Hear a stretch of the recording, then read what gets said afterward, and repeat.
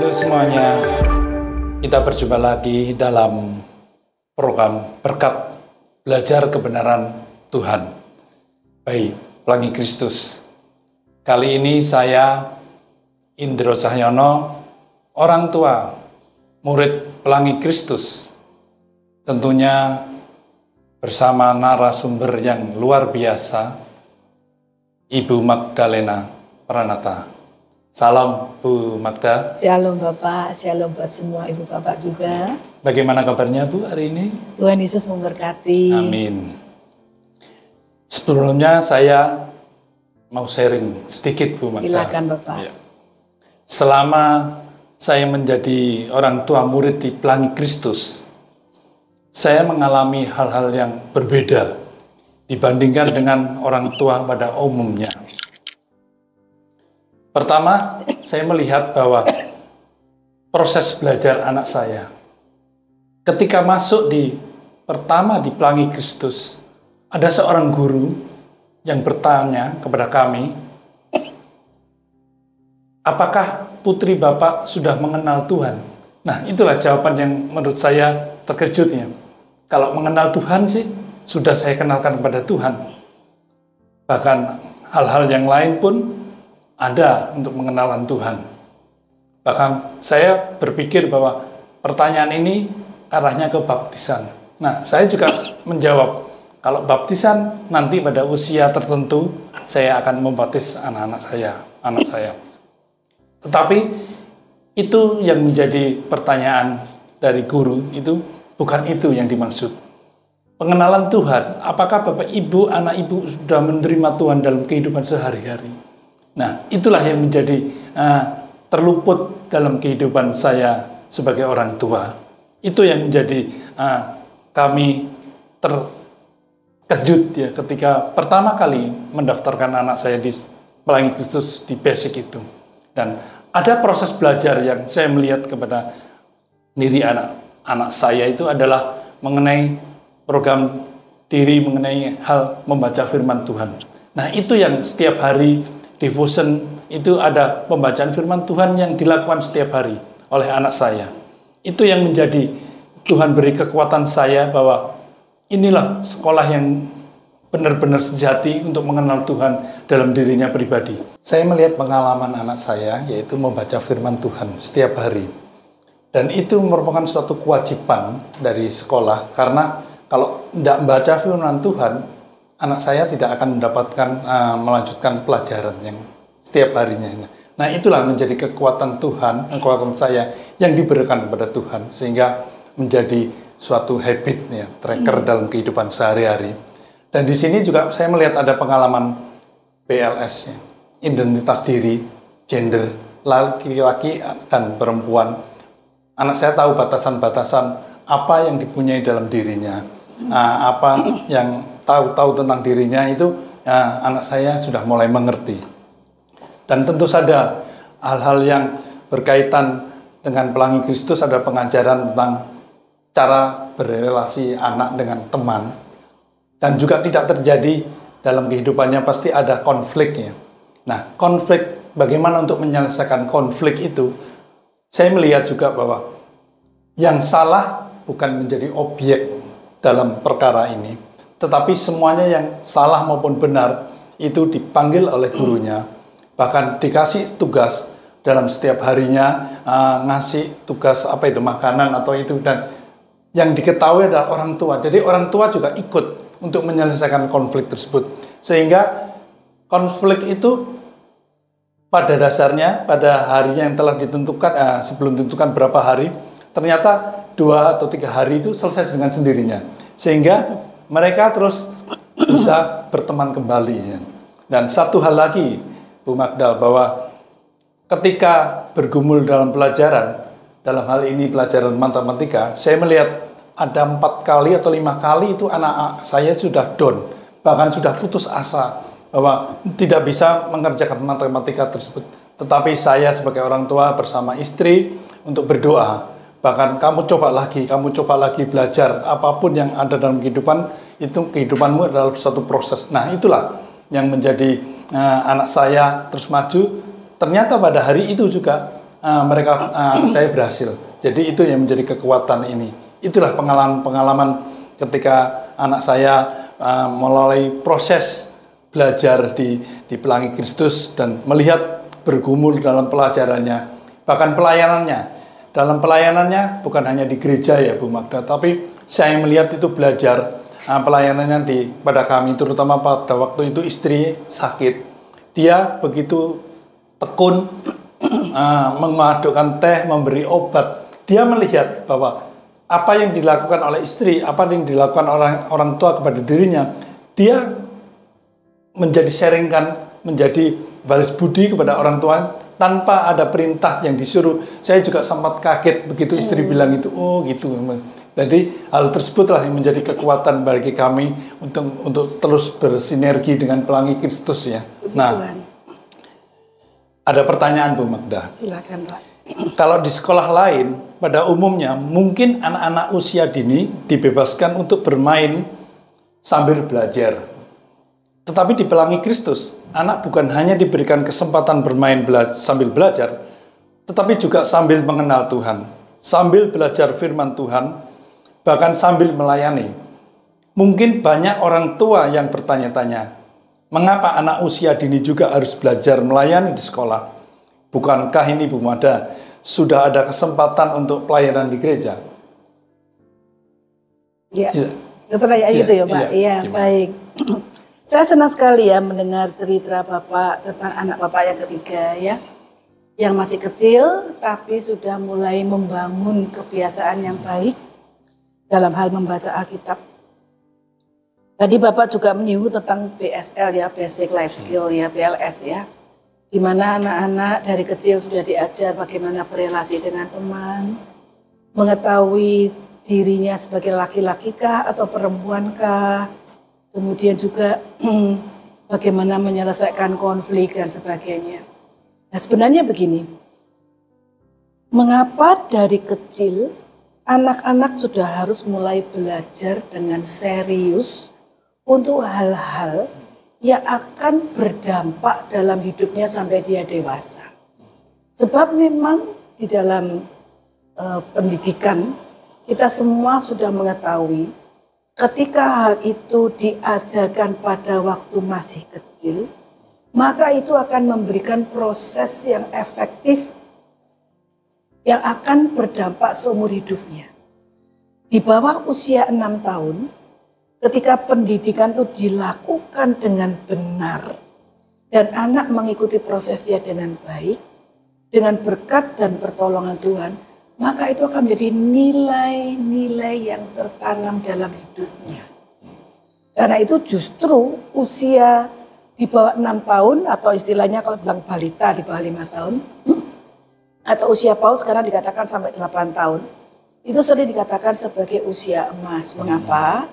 Karena itu adalah usia di mana orang dewasa bisa menanamkan nilai-nilai yang baik, prinsip-prinsip hidup yang baik yang akan mempengaruhi seumur hidupnya. Sedangkan anak itu belajar melalui bermain. Karena apa? Karena itu melibatkan seluruh bagian dari tubuh si anak dan melibatkan emosinya, ya kan? Kalau bermain kan emosinya, juga keterampilan dia, dan juga respon anak itu kan selalu jujur kalau anak ya, nggak ada palsu, nggak ada pura-pura, nggak ada sandiwara. Jadi ketika mereka sedang dalam usia yang jujur, yang spontan, yang menerima pelajaran dengan baik ya, kalau istilahnya teachable ya, proses belajar yang terbaik itu usia anak. Maka kita harus memakai metode bermain ini untuk menanamkan semua dengan baik. Termasuk begini, kita bisa mengajarkan karakter jujur melalui bermain. Karena biasanya kalau bermain anak ingin menang, ya kan? Tapi menang dengan jujur, menang dengan menghargai kalau temannya lebih baik, dia juga ikut senang. Dan waktu bermain dia belajar berbagi, waktu bermain dia belajar peduli, waktu bermain dia belajar untuk mengingat-ingat. Jadi sebenarnya banyak hal yang bisa dipelajari waktu bermain. Dan kami mencoba sebanyak mungkin hal yang bisa ditanamkan kepada anak. Itu kami pakai metode bermain. Karena bermain itu ada sesuatu yang muncul dari hati anak. Motivasinya kan dari anak. Bermain kan sesuatu yang menyenangkan. Dan kalau itu motivasinya dari anak untuk bermain, ketika kita menanamkan segala macam pelajaran, entah karakter, entah emosi yang positif, yang sehat, kemudian nilai-nilai kebenaran firman Tuhan dengan bermain, maka itu akan sangat mudah masuk di dalam hidupnya. Dan ketika anak punya motivasi, dia akan mempunyai kemampuan untuk mengingat dengan lebih baik. Dan juga bermain akan membangun kreativitas. Karena dia senang, dia punya motivasi, dia akan mengembangkan semua kreativitas yang ada dalam dirinya sesuai dengan usianya. Karena itu kenapa kami dengan sengaja tidak mengatakan umur 3 itu sebagai kelompok bermain, tapi mengatakan basic. Sebab itu adalah dasar membangun kehidupan seseorang. Bahkan sebenarnya ada satu teori tentang relasi ya. Itu dikatakan 2 tahun pertama itu menolong anak untuk mempunyai keterampilan berelasi yang terbaik. Mulai dari kandungan sampai usia 2 tahun. Jadi ketika dari kandungan sampai usia 2 tahun ini anak-anak mempunyai pengalaman berelasi yang sehat, dikasihi, pengalaman berelasi yang membuat dia merasa dirinya berharga, maka untuk berelasi dengan Tuhan akan jauh lebih mudah. Nah, karena itu ketika seorang anak diberikan proses mengalami melalui belajar, itu akan menolong mereka mempunyai keterampilan belajar hal-hal yang akan Tuhan ajarkan kepadanya kelak melalui proses pengalaman hidup, di mana cukup banyak orang dewasa sekarang Tuhan memberikan pelajaran melalui pengalaman hidup tapi tidak ngerti-ngerti, ya kan? Karena kalau mengalami problem katanya Tuhan jahat ya, kalau doa tidak dijawab menurut yang diinginkan katanya Tuhan tidak mendengar doa. Itu sebetulnya pelajaran melalui pengalaman. Tapi penafsirannya jadi salah. Kalau anak dari kecil sudah belajar melalui pengalaman dan diberi pendefinisian atau pemaknaan yang benar, itu nanti akan memberikan anak itu kemampuan pada waktu menjalani hidup, mengalami sebuah proses, Tuhan yang membawa dia dalam proses itu, dia akan punya keterampilan untuk memaknai juga dengan benar. Jadi itu sebenarnya maksudnya. Nah, bagaimana kami bisa mengerti hal ini? Saya percaya itu adalah hikmat yang Tuhan berikan. Bahwa bermain adalah ekspresi jujur dari seorang anak untuk merespon sesuatu yang menjadi pengalaman baru atau informasi ataupun edukasi. Jadi ketika respon itu adalah respon yang jujur, dengan motivasi dari dalam diri seorang anak, maka pengalaman belajar itu akan menjadi sangat berdampak dan sangat efektif. Jadi, kalau ditanyakan kepada saya tadi, mengapa di Pelangi Kristus dengan sengaja melalui proses bermain, menanamkan hal-hal yang bersifat rohani, hal yang bersifat kebenaran Alkitab, karena anak akan merekam dengan baik hal yang memberikan kegembiraan pada anak. Di dalam brainnya anak, otaknya anak itu ada kemampuan untuk merekam. Dan merekam ini terjadi secara dalam tanda petik otomatis ketika itu memberikan kesan yang mendalam. Jadi kalau bermain itu kan kesannya mendalam, senang, gembira, sesuatu yang indah. Maka ketika dia merasa berkesan, direkamkan oleh otak, itu memberikan sebuah memori yang mendalam, yang akan mempengaruhi dia pada waktu dia mengalami sesuatu melalui bermain yang gembira karena Tuhan, maka itu akan menolong dia untuk bisa dan mudah bersukacita di dalam Tuhan. Itu sebabnya kami harus menolong orang tua agar pada masa emas ini Jangan memberikan sebuah pengalaman impression yang membuat anak itu merekam hal yang menyedihkan, menakutkan, hal kekerasan, kepahitan. Karena itu juga akan berdampak. Karena itu mengapa penting bagi orang tua di Pelangi Kristus untuk bersama-sama belajar apa kata Tuhan tentang pendidikan anak-anak. Supaya orang tua jangan berpikir, masih kecil ya kan, masih belum tahu apa-apa, ya belajar biasa-biasa. Bahkan ada orang tua yang begini, anakmu sekolah di mana TK ini? Ya cari yang deket-deket saja, kan gitu mikirnya ya. Atau cari yang murah lah, atau cari yang, ya intinya yang penting sekolah lah, untuk belajar punya teman, mengisi aktivitas dan tidak ngerepotin orang tua di rumah. Kalau di rumah kan bingung ya kan. Jadi tidak melihat bahwa justru usia kanak-kanak ini sangat penting.